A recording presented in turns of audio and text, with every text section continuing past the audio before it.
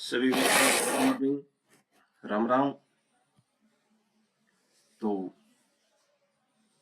आज हम बात करेंगे प्रशासनिक विधि। प्रशासनिक विधि में जो है हमने पीछे की जो क्लास जो थी उसमें हमने बात की थी परिभाषा की। आज उसके आगे क्या है उनके बारे में हम देखेंगे। प्रशासनिक विधि, प्रशासनिक विधि में पहले हमने परिभाषा देखी थी पिछली क्लास में। आज बात करेंगे प्रशासनिक विधि की विस्तार की, कि कैसे प्रशासनिक विधि का विस्तार हुआ और कैसे इसकी सीमाएं हैं, कहां तक है। तो आइए शुरू करते हैं प्रशासनिक विधि विस्तार। प्रशासनिक विधि के कारण, प्रशासनिक विधि के विस्तार के कारण बताओ। ठीक है, क्रमबद्ध व्याख्या है इसकी। तो प्रशासनिक विधि के जो विस्तार जो हुआ है तो इसका कारण क्या है, क्यों विस्तार हुआ इसका। तो सबसे पहले बात है, जब कल्याणकारी राज्य हुआ तो प्रशासनिक विधि का क्या है, विस्तार होना होगा ही होगा। ठीक है, प्रशासनिक विधि का विकास और विस्तार आधुनिक राज्य की बदलती भूमिका का परिणाम है। ठीक है, कि जो प्रशासनिक विधि जो है इसका विस्तार जो है उसका कारण क्या है। एक तो जैसे ही प्रशासनिक विधि का विकास होगा, ठीक है, और उसका विस्तार आधुनिक राज्य की, जब राज्य के बदलते नियम है, नियम बदल रहे हैं, राज्य का विस्तार हो रहा है, तो प्रशासनिक विधि का विकास और विस्तार होना लाजमी है। तो प्रशासनिक विधि का विकास और विस्तार आधुनिक राज्य की बदलती भूमिका का परिणाम है। पहले राज्य का कार्य सीमित था, परंतु अब राज्य का दायरा बहुत व्यापक हो गया। इसके प्रमुख कारण निम्नलिखित हैं। किसके कारण प्रमुख हैं? ये प्रमुख कारण निम्नलिखित किसके हैं? प्रशासनिक विधि के विस्तार के कारण। पहले क्या था, राज्य का जो विस्तार जो था, राज्य का कार्य जो था वो सीमित था। अब जो है राज्य का दायरा बहुत व्यापक हो गया है, इसलिए इसका विस्तार हो रहा है। पहली बात है कल्याणकारी राज्य की स्थापना। ठीक है, राज्य कल्याणकारी होगा तो क्या है, प्रशासनिक विधि का होना, प्रशासनिक विधि का विस्तार होना भी लाजमी है। तो कल्याणकारी राज्य की स्थापना। पहले राज्य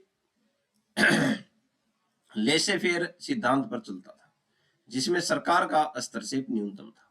ठीक है, तो पहले जो राज्य जो था वो लेसे फेयर सिद्धांत पर चलता था, जिसमें क्या होता है, सरकार का हस्तक्षेप न्यूनतम था।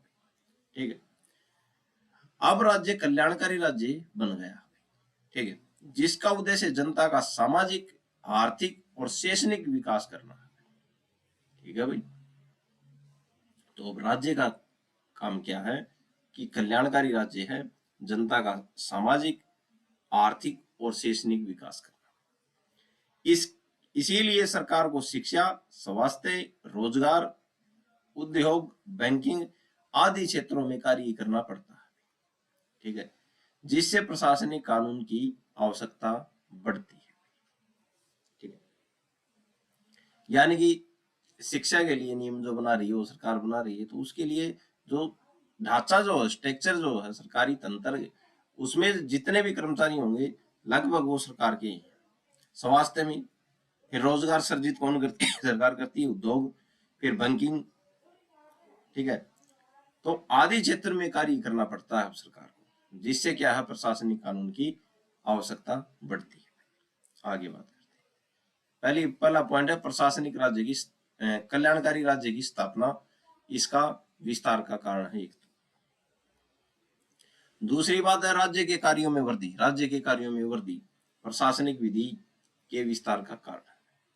आधुनिक राज्य केवल कानून व्यवस्था तक ही सीमित नहीं है, अब राज्य उद्योग स्थापित करता है, सार्वजनिक सेवाएं प्रदान करता है, सामाजिक सुरक्षा योजनाएं चलाता है, पर्यावरण संरक्षण करता है। ठीक है, तो जो राज्य जो है इसके कार्यों में भी क्या हो गई है, वृद्धि, इसलिए भी प्रशासनिक व्यवस्था का क्या है, विस्तार हुआ, दायरा बढ़ा। अब राज्य क्या करता है, उद्योगों की स्थापना करता है, सार्वजनिक सेवाएं प्रदान करता है, ठीक है, सामाजिक सुरक्षा बनाए रखता है, ठीक है, और पर्यावरण संरक्षण करता है, ठीक है। तो राज्य के कार्यों में वृद्धि भी क्या है, प्रशासनिक विधि का क्या है, विस्तार है, क्योंकि वहां पे भी कर्मचारियों की आवश्यकता है। इन बढ़ते कार्यों को नियंत्रित करने के लिए प्रशासनिक विधि का विकास हुआ। तो अब बात करते हैं हम, तीसरा जो पॉइंट है, विशेषज्ञता की आवश्यकता, ठीक है। तकनीकी और जटिल विषयों जैसे टेलीकॉम, बैंकिंग, पर्यावरण, प्रतिस्पर्धा कानून को संभालने के लिए विशेषज्ञ प्रशासनिक निकाय बनाए गए, ठीक है। जैसे नहीं बोलते पर्यावरण से संबंधित क्या है भाई, विशेष न्यायालय होते हैं, ठीक है। तो क्या है, विशेषज्ञ प्रशासनिक निकाय बनाए गए हैं तकनीकी और जटिल विषयों के लिए, ठीक है। इन निकायों की शक्तियों और कार्य प्रणाली को नियंत्रित करने हेतु प्रशासनिक विधि आवश्यक हो गई है, ठीक है। तो ये जो निकाय जो है, विशेष जो निकाय जो बनाए गए प्रशासनिक निकाय, उनकी कार्य प्रणाली और उनकी शक्तियों को नियंत्रित करने के लिए प्रशासनिक विधि की आवश्यकता हो गई है, इसलिए प्रशासनिक विधि का विस्तार। आगे बात करते हैं। आगे है विधायिका का कार्यभार बढ़ना। तो प्रशासनिक विधि जो विधायिका जो है, इसका कार्यभार बढ़ा है। संसद, विधानसभा, जो संसद होती है और विधानसभा सभी विषयों पर विस्तृत कानून नहीं बना सकती, ठीक है। यानी कि सभी विषयों पर तो विस्तृत कानून बना ही नहीं सकती, इसलिए वह अपने कुछ शक्तियां प्रशासनिक अधिकारियों को सौंप देती हैं, ठीक है। अधिनिष्ठ प्रत्यायोजित विधि निर्माण, इससे प्रशासनिक विधि का विस्तार हुआ। तो सभी छोटे छोटे अगर कोई भी विषय हैं तो उन पर तो कानून बना ही नहीं सकती, ठीक है। कौन, संसद और विधानसभा सभी विषयों पर थोड़ी बनाएगी, जो विशेष विषय है, यानी कि जो लगेगा कि इस पर कानून बनाना है, उसी पर संसद और विधानसभा कानून बनाएगी, ठीक है। तो क्या किया, इसलिए वह अपनी कुछ शक्तियां प्रशासनिक अधिकारियों को सौंप देती है, इससे प्रशासनिक विधि का क्या हुआ, विस्तार हुआ, ठीक है। आगे बात करते हैं, न्यायाधिकरणों की स्थापना। न्यायालयों पर अधिक भार होने के कारण विशेष न्यायाधिकरण बनाए गए हैं। इनकी कार्य प्रणाली और शक्तियों को नियंत्रित करने के लिए प्रशासनिक विधि विकसित हुई है, ठीक है। तो न्यायालयों पर अधिक भार है, अधिक ज्यादा केस हैं, इसलिए विशेष न्यायाधिकरण बनाए गए हैं। जैसे कोई भर्ती करा रहा है कोई विभाग, ठीक है, तो अगर कोई विभाग भर्ती करा रहा है, तो अगर उसमें कोई त्रुटि आई है तो उस विभाग से संपर्क करेंगे जाके, ठीक है। तो वो विशेष न्यायाधिकरण बनाए गए हैं। इनकी कार्य प्रणाली और शक्तियों को नियंत्रित करने के लिए प्रशासनिक विधि विकसित हुई है, ठीक है। आगे बात करते हैं, सामाजिक एवं आर्थिक योजनाएं। अब योजनाएं बना दी सरकार ने, तो वो लागू कौन कराएगा, लागू तो प्रशासन ही कराएगा। गरीबी उन्मूलन, आरक्षण, सार्वजनिक वितरण प्रणाली, ठीक है।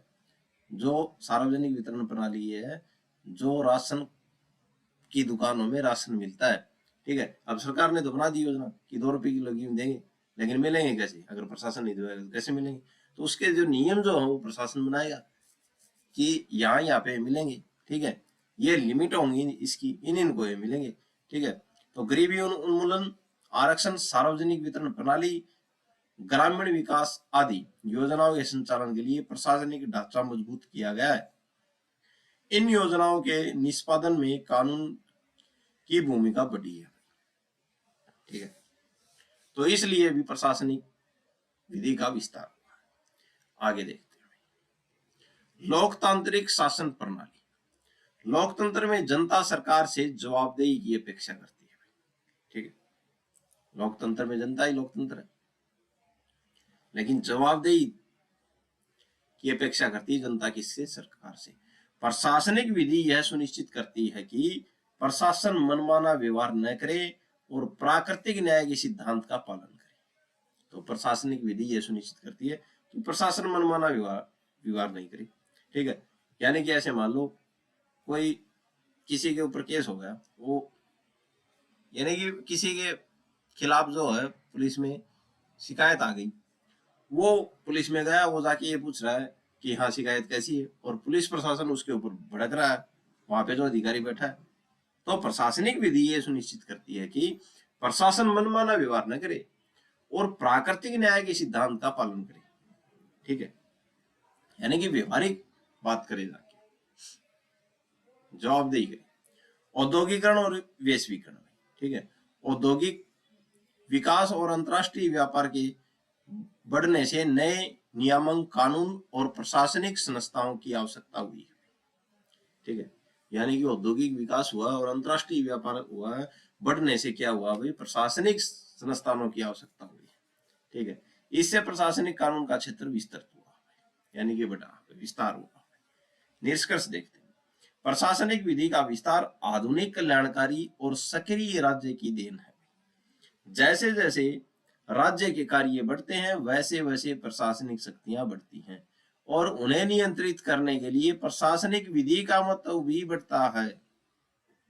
ठीक है, तो जैसे जैसे राज्य के कार्य बढ़ेंगे प्रशासनिक शक्तियां भी बढ़ेंगी और उन प्रशासनिक शक्तियों को नियंत्रित करने के लिए क्या आएगी, प्रशासनिक विधि का महत्व भी बढ़ता है। ठीक है, कि प्रशासन में बैठे लोग कैसे काम करते हैं उन पर नियंत्रित कौन करती है, प्रशासनिक विधि करती है। ठीक है, तो ये थी प्रशासनिक विधि के विस्तार के कारण। कौन कौन से कारण है, तो कल्याणकारी राज्य की स्थापना होगी तो प्रशासनिक विधि का विस्तार बढ़ेगा।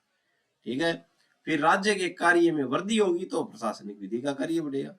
ठीक है, फिर क्या, विशेषज्ञता। ठीक है, विशेष प्रशासनिक निकाय बनेंगे तो प्रशासनिक विधि का विस्तार होगा। ठीक है, फिर बात है विधायिका का कार्यभार बढ़ेगा, तो सीधी बात है प्रशासनिक शक्तियां प्रशासनिक अधिकारियों के हाथ में जाएंगी, अधिकारियों के हाथ में जाएंगी तो अधिकारियों का क्या होगा, शक्तियां बढ़ेंगी, अधिकारियों की शक्तियां बढ़ेंगी तो प्रशासनिक विधि का क्या भी होगा, विस्तार होगा भाई। फिर न्यायाधिकरणों की स्थापना भाई।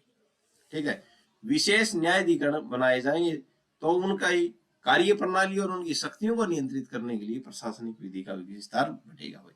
फिर सामाजिक आर्थिक योजनाएं, जितनी भी योजना चलाई जाएंगी, ज्यादा से ज्यादा योजना चलाएंगे तो उनके नियम भी बन गए, कैसे कैसे वो लागू होंगे, कौन उनको लागू करवाए, कहाँ से फायदा मिलेगा जनता को, तो इसलिए भी प्रशासनिक विधि का क्या है, विस्तार होगा भाई।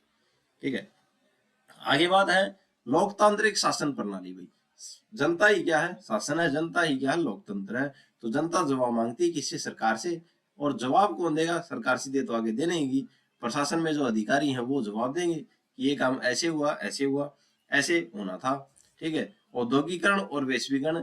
ठीक है, विश्व में और उद्योग विकास हुए हैं, यानी कि राष्ट्रीय व्यापार में और जहाँ पे औद्योगिक विकास हुए हैं उनके नियमों और प्रशासनिक संस्थाओं की आवश्यकता बढ़ी है।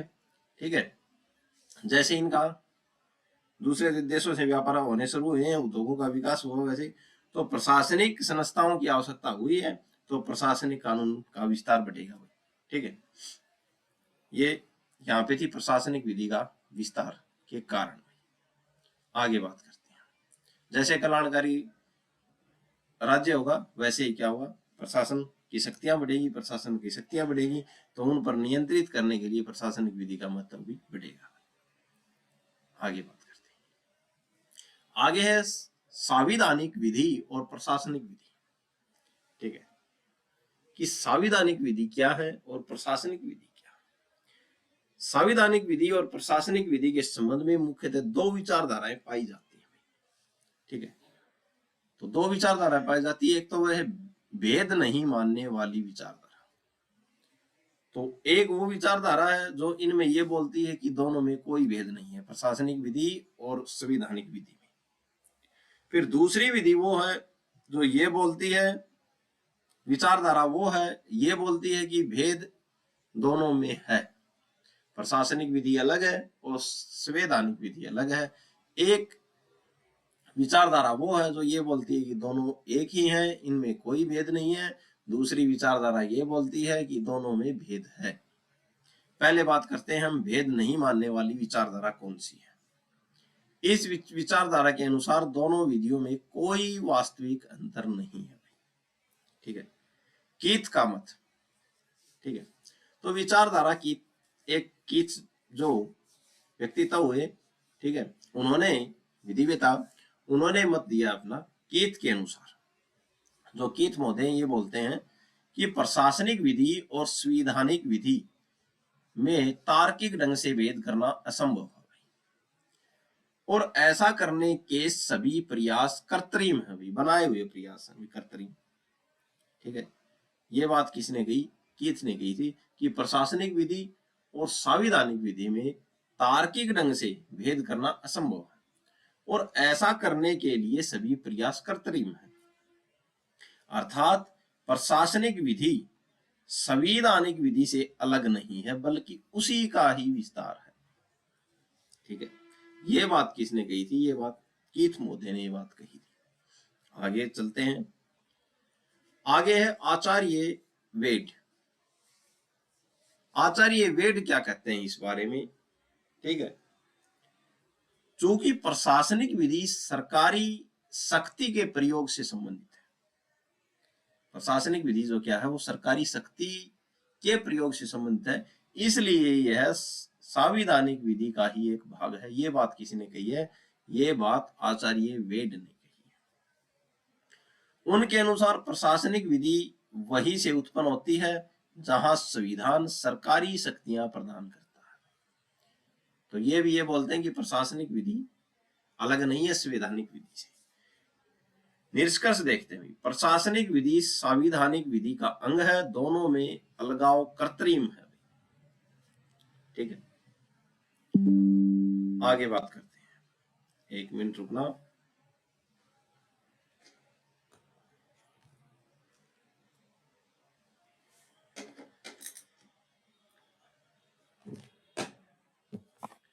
आगे इससे आगे बात करते हैं हम, भेद मानने वाले कौन है? अब संवैधानिक और जो प्रशासनिक विधि है इसमें भेद मानने वाले कौन है, उनके बारे में हम बात करते हैं।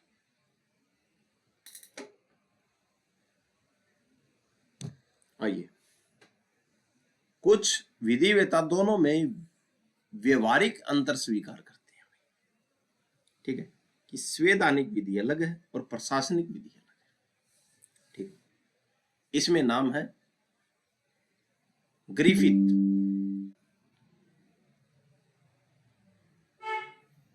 क्या नाम है? ग्रिफिथ और स्ट्रीट का मत में। तो ये बोलते हैं दोनों प्रशासनिक विधि की व्याख्या करते हुए दोनों में अंतर स्पष्ट किया। ठीक है, तो इन्होंने प्रशासनिक विधि और संवैधानिक विधि में अंतर स्पष्ट किया। क्या किया उसके बारे में देखते हैं, ग्रिफिथ और स्ट्रीट द्वारा। संवैधानिक विधि है और प्रशासनिक विधि है। स्वरूप देखते हैं पहले दोनों का। राज्य की मूल संरचना बताता है कौन? संवैधानिक विधि। और प्रशासनिक विधि प्रशासनिक अधिकारियों के कार्य और शक्तियां नियंत्रित करती है कौन? प्रशासनिक विधि। ये बता रहे हैं इनमें अंतर। ठीक है, अब विषय क्या है? संवैधानिक विधि विधायिका, कार्यपालिका, न्यायपालिका की संरचना है, ये बात बोलते हैं। फिर प्रशासनिक विधि क्या है? प्रशासनिक विधि का विषय प्रशासनिक निकायों की शक्तियां, कर्तव्य और नियंत्रण है। ठीक है, फिर क्षेत्र, तो संवैधानिक विधि का क्षेत्र व्यापक और मूलभूत है, लेकिन प्रशासनिक विधि जो है इसका व्यवहारिक और क्रियात्मक क्या है? क्षेत्र है। फिर उद्देश्य क्या है? तो संवैधानिक विधि जो है इसका उद्देश्य शक्ति का वितरण करना है और प्रशासनिक विधि का उद्देश्य शक्ति का प्रयोग और उसका नियंत्रण करना। ठीक है, यह अंतर बताया इन्होंने किसने? ग्रिफिथ और स्ट्रीट द्वारा। ठीक है, संवैधानिक विधि में बताया कि राज्य की मूल संरचना है, प्रशासनिक विधि में बताया कि प्रशासनिक अधिकारियों के कार्य और शक्तियां नियंत्रित करती है प्रशासनिक विधि। फिर विषय बताए विधायिका, कार्यपालिका, न्यायपालिका की संरचना है। प्रशासनिक विधि क्या है? प्रशासनिक निकायों की शक्ति, कर्तव्य और नियंत्रण है। क्षेत्र बताए व्यापक और मूलभूत है भाई संवैधानिक विधि का क्षेत्र, व्यवहारिक और क्रियात्मक प्रशासनिक विधि का क्षेत्र है। संवैधानिक विधि का उद्देश्य शक्तियों का वितरण है, जबकि प्रशासनिक विधि का उद्देश्य शक्तियों का प्रयोग और उसका नियंत्रण है कि कैसे प्रयोग किया जाएगा, कैसे नियंत्रण किया जाएगा शक्तियों पर। आगे बात करते हैं।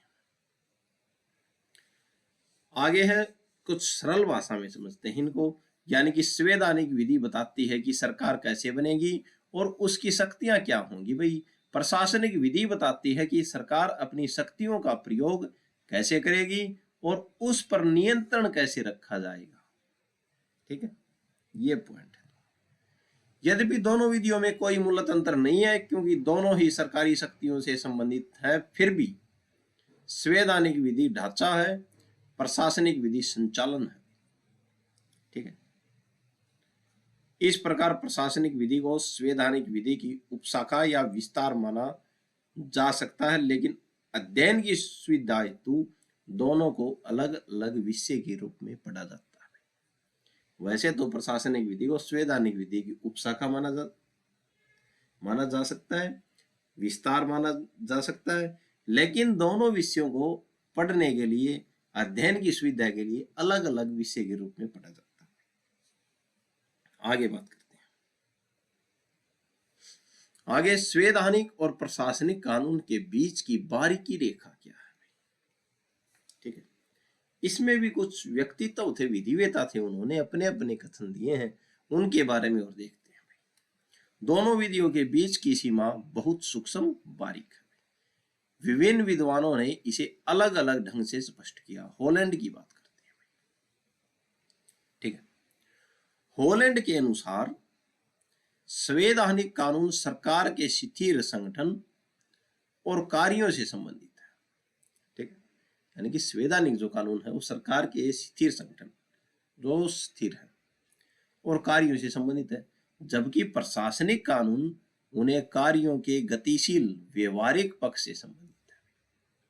ठीक है, यानी कि संवैधानिक कानून जो है वो स्थिर संगठन और कार्यों से संबंधित है, जबकि प्रशासनिक जो कानून जो है उन्हीं कार्यों के, जो सरकार कर रही है उन्हीं कार्यों के गतिशील, कि उनका संचालन कैसे किया जाएगा, व्यवहारिक पक्ष से संबंधित है। भाई क्या प्रशासनिक विधि। अब अगला जो विधिवेता है वो कौन है, विद्वान जो है वो है मेटलैंड। मेटलैंड का अनुसार, मेटलैंड के अनुसार संवैधानिक कानून सरकार की संरचना और व्यापक नियमों को नियंत्रित करती है। ठीक है, सरकार की संरचना कैसी होगी और इसके नियम, व्यापक नियम जो होते हैं कैसे चलेगी, उसको नियंत्रित करती है संवैधानिक विधि, जबकि उन नियमों के व्यवहारिक विवरण प्रशासन कानून पर छोड़ दिए जाते हैं। ठीक है, अब इसका एक उदाहरण देता हूं। जैसे पंचायती राज एक्ट बना दिया, पंचायती राज एक्ट बना दिया गवर्नमेंट ने, सेंट्रल सरकार से बना, लेकिन कुछ विषय कहां पे छोड़ दिए कि कुछ विषय राज्य के ऊपर छोड़ दिए, प्रशासन खुद निर्धारित करेगा कि इसमें क्या क्या क्या शर्त लगाई। ठीक है, तो ये जो है यानी कि संवैधानिक कानून की संरचना और व्यापक नियमों को नियंत्रित करता है संवैधानिक कानून, जबकि उन नियमों के व्यवहारिक विवरण प्रशासनिक कानून पर छोड़ दिए जाते हैं। रॉबसन के अनुसार संवैधानिक और प्रशासनिक कानून क्या है। रॉबसन के अनुसार संवैधानिक कानून व्यक्तिगत अधिकारों पर जोर देता है। ठीक है, व्यक्तिगत अधिकार जैसे मूल अधिकार हो गए तो संवैधानिक अधिकार संविधान में, जबकि प्रशासनिक कानून सार्वजनिक हित पर केंद्रित है। ठीक है, कि कोई योजना लागू कर दी, वो नीचे तक कैसे पहुंचे, क्या सही कर रहे हैं या गलत कर रहे हैं। ठीक है, तो रॉबसन बोलते हैं कि संवैधानिक कानून जो है व्यक्तिगत अधिकारों पर जोर देता है, जबकि प्रशासनिक कानून जो है सार्वजनिक हित पर केंद्रित होता है। फिर एक और महोदय आते हैं हमारे पास, विद्वान जो आते हैं वो गार्नर। गार्नर का कहना है कि दोनों के बीच अंतर तर्क से अधिक सुविधा के लिए है। ठीक है, अंतर पूर्णतः संवैधानिक सैद्धांतिक नहीं है बल्कि अध्ययन की सुविधा के लिए। तो निष्कर्ष ये निकलता है कि अंतर जो है सैद्धांतिक नहीं है बल्कि अध्ययन की सुविधा के लिए अंतर है, पढ़ने के लिए अंतर है इन दोनों में। ठीक है, आगे चलते हैं। अब लिखित संविधान वाले देशों में भिन्न स्थिति क्या है और अलिखित वाले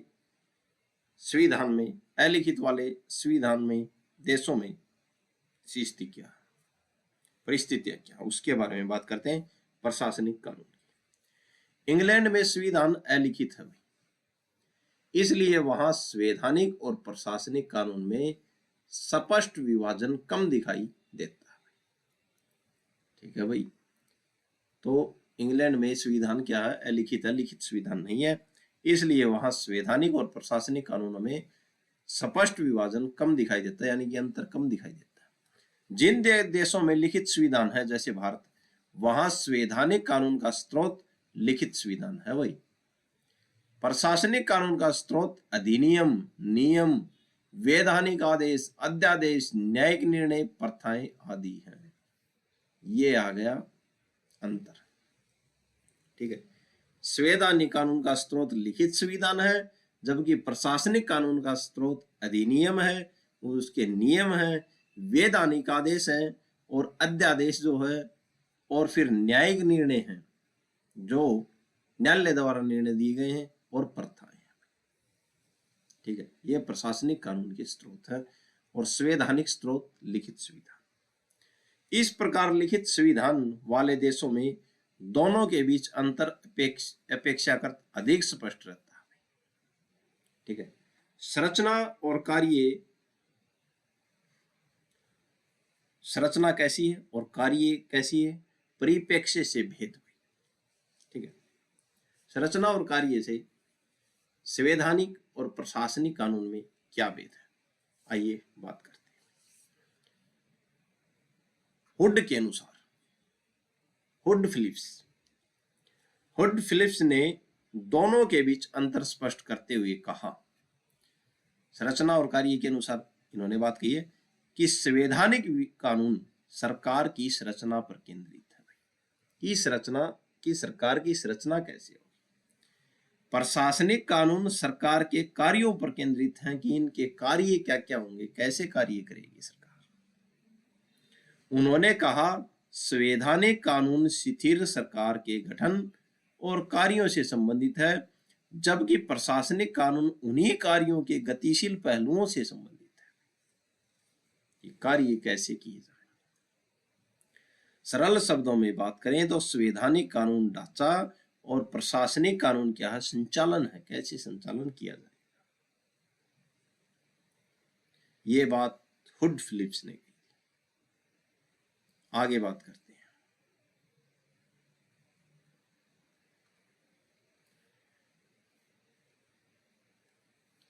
आगे बात करते हैं जल बेसिन सिद्धांत। अति व्यापी क्षेत्र बोलते हैं इसको, जल बेसिन सिद्धांत क्या है।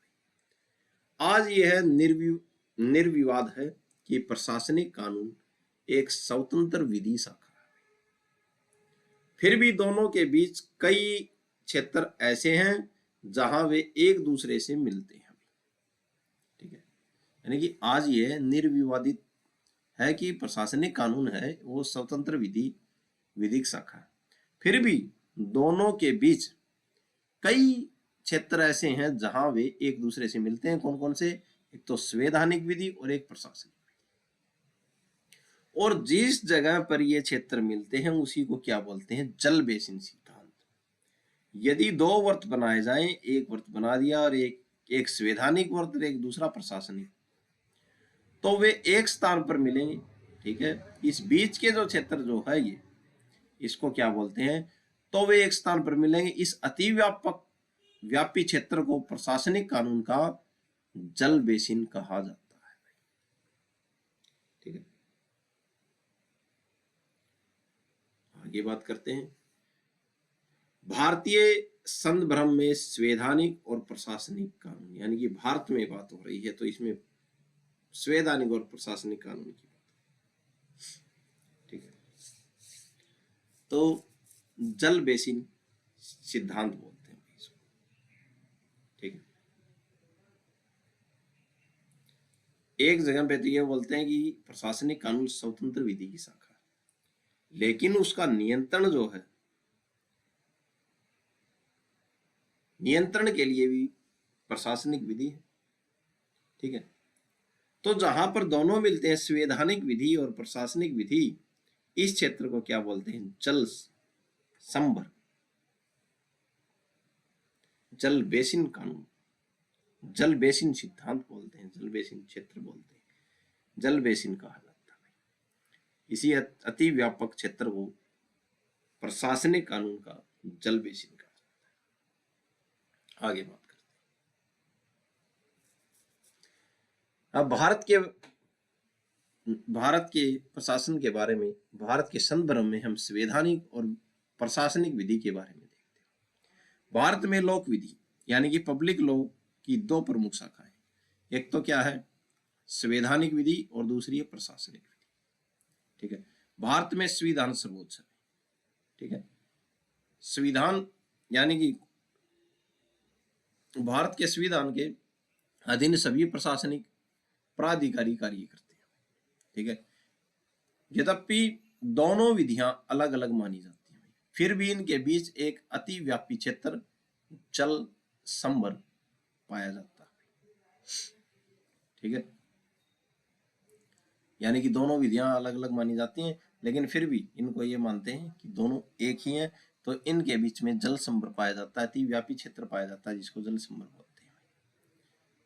लेकिन भारत में संविधान सर्वोच्च है और सभी प्राधिकारी इसी के अधीन है, संविधान के अधीन है। आगे बात करते हैं जल संभर का अर्थ। ठीक है, अब इसकी परत खोलेंगे, जल संभर क्या है।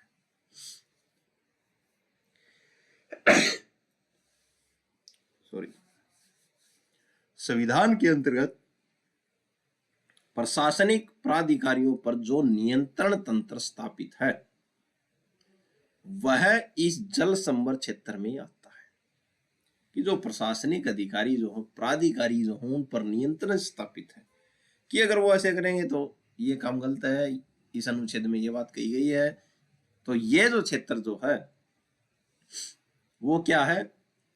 जल संभर क्षेत्र है, उन पर रोक लगाता है। इसमें मुख्यतः निम्न अनुच्छेद सम्मिलित है। ठीक है, अनुच्छेद 32 मौलिक अधिकारों के संरक्षण हेतु सर्वोच्च न्यायालय में प्रत्यक्ष याचिका। अगर कोई प्रशासनिक अधिकारी क्या कर देता है? किसी के मौलिक अधिकारों का हनन कर लेता है। एक केस बताते हैं आपको।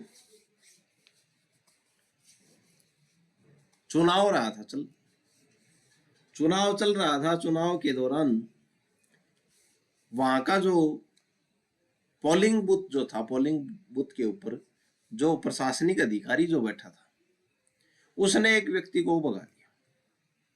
ठीक है, क्यों भगा दिया?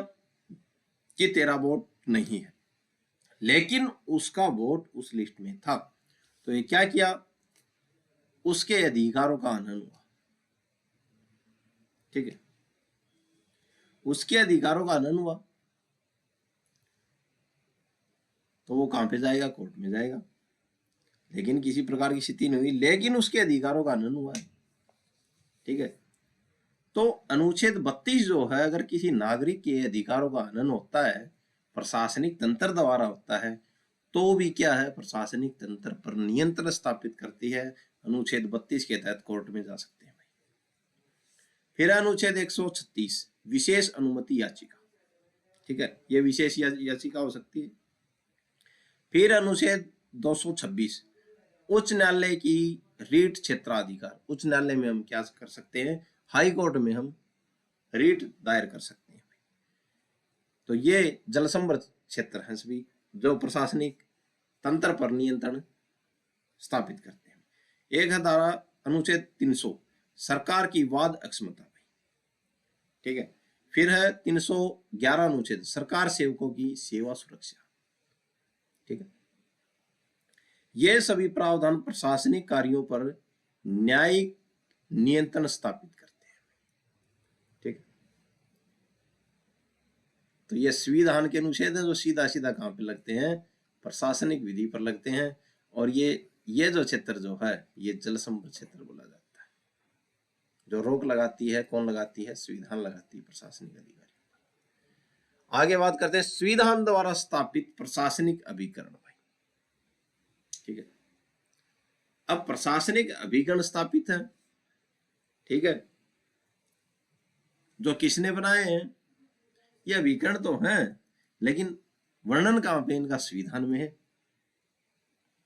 देखते हैं कुछ प्रशासनिक निकायों की स्थापना समय संविधान में की गई है। उदाहरण के लिए अनुच्छेद 263 अंतरराज्यीय परिषद, अनुच्छेद 262 अंतरराज्यीय जल विवाद प्राधिकरण, ठीक है। काम तो प्रशासनिक है लेकिन क्या है, संविधान में इनका वर्णन है। फिर है अनुच्छेद 280 वित्त आयोग, फिर है अनुच्छेद 315 संघ लोक सेवा आयोग, यूपीएससी बोलते हैं जिसको। फिर है अनुच्छेद 324 निर्वाचन आयोग, ठीक है। ये संस्थाएं संवैधानिक होते हुए भी प्रशासनिक कार्य करती हैं, ठीक है। इसलिए इसको जल संभर या जल संभर क्षेत्र बोला जाता है। ये सभी संस्थाएं प्रशासनिक कार्य करती हैं, ठीक है। यानी कि लोक सेवा आयोग क्या करेगी, भर्ती करेगी, प्रशासनिक कार्य है। निर्वाचन आयोग निर्वाचन करवाएगा, वोटिंग करवाएगा, ये प्रशासनिक कार्य है। इसीलिए इनका अध्ययन प्रशासनिक विधि के अंतर्गत भी किया जाता है भाई, ये है पॉइंट, ठीक है। आगे बात करते हैं। आगे विधायी शक्ति का प्रत्यायोजन और संवैधानिक सीमाएं, यानी कि विधायी शक्ति का प्रत्यायोजन और संवैधानिक सीमाएं क्या। विधायिका अपनी कुछ शक्तियां प्रशासनिक प्राधिकारियों को सौंपती है, ठीक है। यानी कि विधायिका जो है अपनी शक्तियां प्रशासनिक जो अधिकारी हैं उनको सौंपती है। यह प्रत्यायोजन संवैधानिक सीमाओं के भीतर होना चाहिए। प्रशासनिक कार्य मौलिक अधिकारों का उल्लंघन नहीं कर सकते, ठीक है। यानी कि प्रशासनिक कार्य तो होंगे लेकिन वो मौलिक नागरिकों के मौलिक अधिकारों का उल्लंघन नहीं कर सकते, ठीक है। यह विधायिका क्या है, अपनी कुछ शक्तियां प्रशासनिक अधिकारियों को सौंपती है। यदि कोई प्रशासनिक कार्य अधिनियम के विरुद्ध हो या संविधान के विरुद्ध हो तो वह अधिकारिक माना जाएगा, ठीक है। यानी कि अवैध माना जाएगा, गलत माना जाएगा, ठीक है। अधिकारातीत माना जाएगा। अगर कोई कार्य प्रशासनिक कार्य अधिनियम के विरुद्ध या संविधान के विरुद्ध हो तो कार्य अवैध माना जाएगा, अधिकारातीत माना जाएगा, ठीक है। भारत में प्रशासनिक कार्य अधिनियम के अनुरूप होना चाहिए, संविधान के अनुरूप होना चाहिए। प्रशासनिक कार्य संविधान के विरुद्ध नहीं होना चाहिए, न ही अधिनियम के विरुद्ध होना चाहिए। आज की लास्ट जो हेडिंग है उसके बारे में हम देखते हैं। भारतीय स्थिति का सार क्या है प्रशासनिक विधि में। तो संविधान सर्वोच्च है भारत में। प्रशासनिक विधि संवैधानिक ढांचे के अधीन विकसित हुई है। तो प्रशासनिक विधि संवैधानिक ढांचे के अधीन विकसित हुई है। क्यों विकसित हुई है? क्योंकि हमने ये देखे हैं कि संविधान में ही अंतर राज्य परिषद, अंतरराष्ट्रीय जल विवाद प्राधिकरण, वित्त आयोग, लोक सेवा आयोग और निर्वाचन आयोग, इनकी स्थापना संविधान में ही दे रखी है। तो संविधान के ही अधीन, संविधान के ही दौरान प्रशासनिक विधि विकसित हुई है।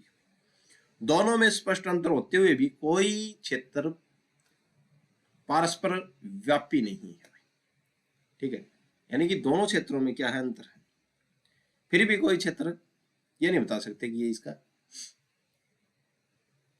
तो न्यायिक समीक्षा दोनों को जोड़ने वाली मुख्य सेतु है, ठीक है।